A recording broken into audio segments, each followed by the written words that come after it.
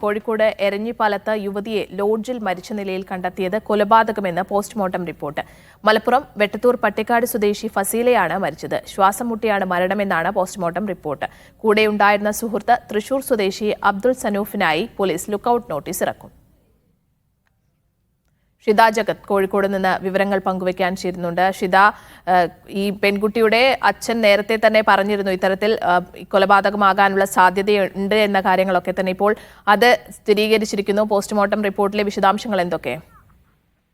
സ്നേഹ, postmortem റിപ്പോർട്ടിൽ ഫസീലയുടെ മരണം കൊലപാതകമാണെന്നുള്ളൊരു സ്ഥിരീകരണമാണ് വന്നിരിക്കുന്നത്. ശ്വാസം മുട്ടിയാണ് ഫസീല മരിച്ചിരിക്കുന്നത് എന്നുള്ളതാണ് പോസ്റ്റ്മോർട്ടം റിപ്പോർട്ടിലെ പ്രാഥമിക നിഗമനം. ഈ റിപ്പോർട്ട് പോലീസിനെ കൈമാറുകയും ചെയ്തിട്ടുണ്ട്. പോലീസ് ഇവൾക്കൊപ്പം, ഈ യുവതിക്കൊപ്പം, ഫസീലയ്ക്കൊപ്പം ഉണ്ടായിരുന്ന സുഹൃത്ത് തൃശൂർ സ്വദേശി അബ്ദുൾ സനീഫിനെ ഇതുവരെ കണ്ടെത്താനായിട്ടില്ല. ഇത് കൊലപാതകമാണെന്ന് പോസ്റ്റ്മോർട്ടത്തിൽ സ്ഥിരീകരിക്കുക കൂടി ചെയ്തതോടെ ഇയാൾക്കായുള്ള സനൂഫിനായുള്ള ലുക്കൌട്ട് നോട്ടീസ് പോലീസ് പുറത്തിറക്കാൻ പോവുകയാണ്. അല്പസമയത്തിനകം തന്നെ ലുക്കൌട്ട് നോട്ടീസ് പുറത്തിറക്കും.